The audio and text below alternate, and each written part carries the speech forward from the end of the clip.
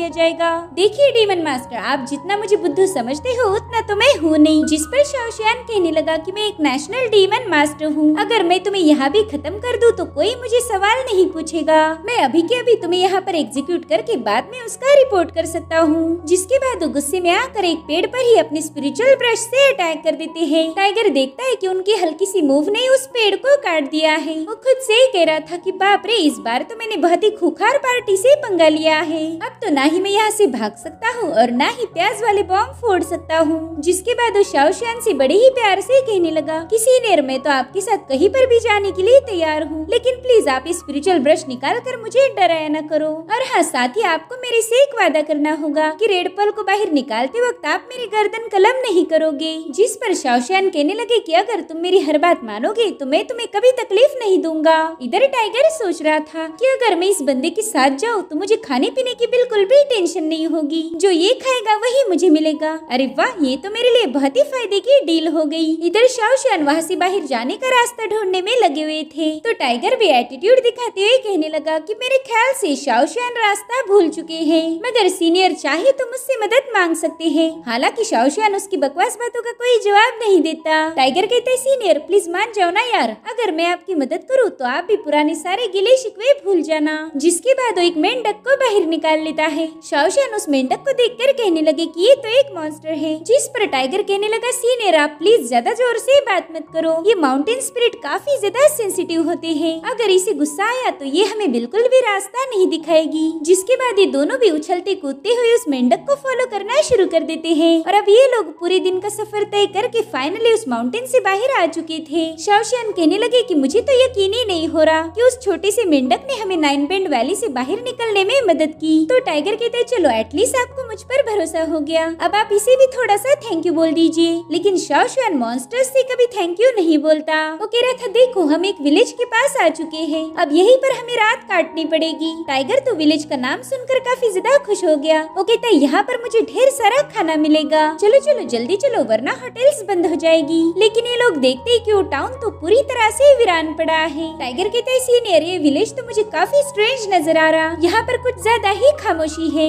जिस पर शाओशियान कहते, हाँ मुझे भी ये काफी ज्यादा अजीब लग रहा। अब टाइगर जोर जोर से चिल्लाकर वहाँ के लोगों को पुकार रहा था। वो कह रहा था, भाई अगर इस टाउन में कोई है तो प्लीज हमारे सामने आ जाओ। और तभी हम वहाँ पर कुछ लोगों को देखते हैं जो छुपके से इन्हें ऑब्जर्व कर रहे थे। जैसे उन्हें कंफर्म हुआ कि ये लोगों ने कोई नुकसान नहीं पहुँचाएंगे तो तुरंत ही बाहर आ जाते हैं। वो शाओशियान से पूछ रहे थे कि क्या आप एक डीमन मास्टर हो? तो कहते हैं, हाँ मैं एक नेशनल डीमन मास्टर हूँ। ये सुनकर टाउन में छुपे हुए सारे लोग बाहर आना शुरू हो गए। वो सभी लोग टाइगर को धक्के मारते हुए सीधा शाओशियान के कदमों में जाकर गिर गए। वो कह रहे थे, प्लीज हमें बचा लीजिए। इधर शाओशियान से तो उनकी हालत देखी नहीं जा रही थी। वो कहता है, प्लीज उठ जाए और आराम से मुझे बताओ कि यहाँ पर हुआ क्या था। और तभी उस विलेज की चीफ वहाँ पर पहुँच जाती है। वो कह रही थी, सीनियर ये है रुयुन विलेज, यहाँ पर पहला तो सब कुछ शांत था, हम सभी लोग खेती बाड़ी करने में व्यस्त थे, पहला हमारे गाँव में खुशियाँ थी, मगर उस मॉन्स्टर ने अचानक से ही हमारे विलेज पर अटैक करना शुरू कर दिया। प्लीज आप उस मॉन्स्टर को खत्म करके हमारी मदद कीजिए। जिस पर शाओशियान कहने लगा कि मैं एक डीमन मास्टर हूँ और आपकी मदद करना ही मेरा फर्ज है, मगर उस मॉन्स्टर को पकड़ने के लिए मुझे उसके बारे में जानकारी चाहिए। जिस पर वो चीफ बता रही थी कि कल रात ही हमारे विलेज की एक फैमिली पर अटैक हुआ था, उस मॉन्स्टर ने उन्हें बड़ी ही बेरहमी से खत्म कर दिया, हम तो उनकी लाशें भी पहचान नहीं पा रहे थे, मगर उस घर के ट्रेसेस ये बताते हैं कि वो अटैक येलो इमॉर्टल ने किया था। वो इमॉर्टल रुआन माउंटेन की नॉर्थ में रहता है, हमें तो पूरा यकीन है कि इस अटैक के पीछे वो येलो इमॉर्टल है, प्लीज उसे खत्म करके आप हमारे टाउन को बर्बाद होने से बचा लीजिए। शाओशियान को इस इमॉर्टल के बारे में पहले ही थोड़ी जानकारी थी। वो कहते हैं कि ये मॉन्स्टर वर्ल्ड के 4 इमॉर्टल में से एक है। ये लोगों के माइंड को कंफ्यूज करके उनके सामने इल्यूजन क्रिएट करते हैं। अगर कोई उनके इल्यूजन में गलती से भी फंस जाए तो फिर वो उस इंसान को बुरी तरह से खत्म कर देते हैं। लेकिन अब आप लोग बिल्कुल फिक्र ना करें, मैं जल्दी से जाकर उस मॉन्स्टर से निपट लूंगा।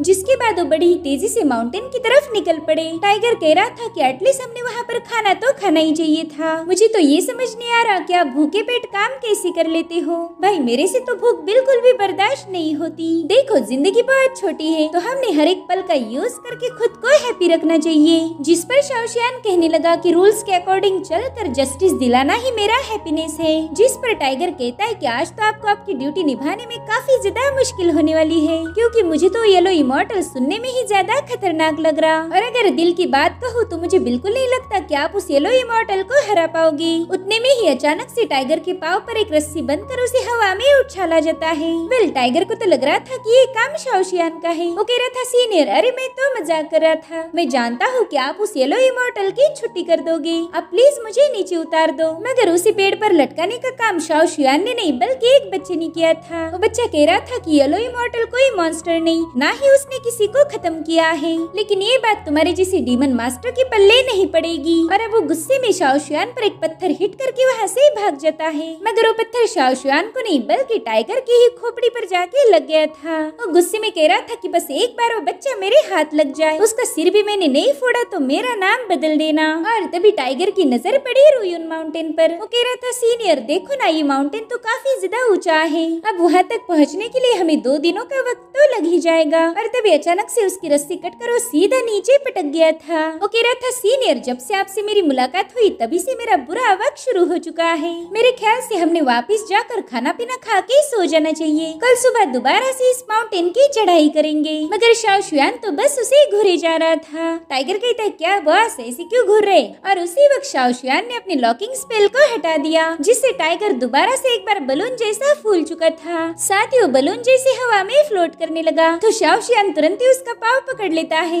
टाइगर उससे कह रहा था कि मैं कोई खिलौना नहीं जो तुम जब चाहे तब मेरा इस्तेमाल करो। यार हद हो गई, इस बार तो तुमने मुझे पैराशूट बना दिया। अगर तुमने दोबारा से मेरे पेट के साथ कोई खिलवाड़ किया तो मैं तुमसे कट्टी ले लूंगा।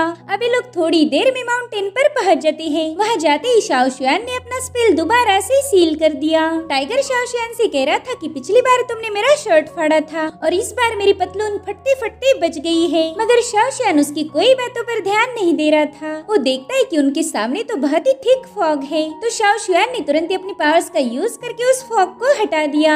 टाइगर देखता है कि उस माउंटेन पर तो एक टेम्पल है, इसलिए वो सीधे जाकर उसकी कड़ी बजाने लगा। इधर शाओशियान गुस्से में उससे कहने लगा कि जल्दी से पीछे हट जाओ। उतने में ही वो टेम्पल शेक होते हुए उसमें से एक बहुत ही स्ट्रॉन्ग एनर्जी बाहर आ जाती है, जिसने टाइगर को सीधा हवा में उछाल दिया था। तो शाओशियान ने तुरंत ही अपने स्पिरिचुअल ब्रश का यूज करते हुए इंक शैडो क्रिएट की, जो कि टाइगर को नीचे गिरने से बचा लेती है। इधर शाओशियान पर भी अटैक हो जाता है, मगर उसने बड़ी ही तेजी से शैडो टेक्निक का यूज करते हुए उस अटैक को डिस्ट्रॉय कर दिया। तब तक टाइगर भी शाओशियान के पास आकर पटक चुका था और अब फाइनली येलो इमॉर्टल इनके सामने आ जाता है। वेल, वो तो एक क्यूट सा दिखने वाला मॉन्स्टर था। उसने सबसे पहला तो शाओशियान के साथ झगड़े करना शुरू कर दिए। वो कह रहा था कि तुम लोगों ने मेरे टेम्पल पर अटैक किया है। अरे यार, जरा टेम्पल का तो लिहाज रखना चाहिए था। टेम्पल का तो सही था, लेकिन तुमने मेरे पीछे से भी अटैक किया है और इसका बदला मैं जरूर लूंगा। जिसके बाद वो अपनी तशरीफ पकड़कर जोर जोर से उछलने लगा। इधर शाओशियान को भी यकीन नहीं हो रहा था कि इतना क्यूट सा मॉन्स्टर किसी को मार पाएगा। इधर येलो इमॉर्टल कह रहा था कि वैसे तो तुमसे मिलकर मुझे काफी ज्यादा खुशी हुई, लेकिन तुम लोगों ने आते ही मुझ पर हमला किया, इसलिए अब मुझे भी तुम्हारे साथ बदतमीजी करनी होगी। जिसके बाद वो थोड़ा सा सोच के कहने लगा कि तुम लोग तो एक नंबर के कुत्ते कमीने हो। टाइगर भी शॉक होकर कह रहा था कि देखो, ये तो झगड़ा खत्म हो गया। साथ ही वो शाओशियान से भी कह रहा था कि मुझे नहीं लगता कि इस क्यूट से मॉन्स्टर ने किसी को मारा होगा। इधर वो येलो इमॉर्टल बार बार बस एक ही डायरेक्शन में देखे जा रहा था। अब उसकी क्या मिस्ट्री है इसके बारे में तो फिलहाल हमें कुछ भी बताया नहीं गया। और अब येलो इमॉर्टल शाओशियान से कहने लगा कि फिलहाल तो मेरे पास एक बहुत जरूरी काम आया है, बस एक बार मैं वो काम खत्म करके आओ, फिर मैं मेरी तशरीफ का बदला तुमसे जरूर लूंगा। जिसके बाद वो इन्हें अलविदा कहकर वहाँ से भागने लगा। मगर तभी शाओशियान हवा में जंप लगाते हुए सीधा उसका पाँव पकड़ लेता है। हालांकि येलो इमॉर्टल ने वहाँ पर अपना स्मोक रिलीज करते हुए उसे दूर कर दिया। वो तो अब रॉकेट जैसे फुल स्पीड में आगे बढ़ रहा था, लेकिन तभी टाइगर जाकर सीधा उसकी पूंछ पकड़ लेता है। टाइगर उससे कह रहा था कि भाई तूने मुझ पर अटैक किया था,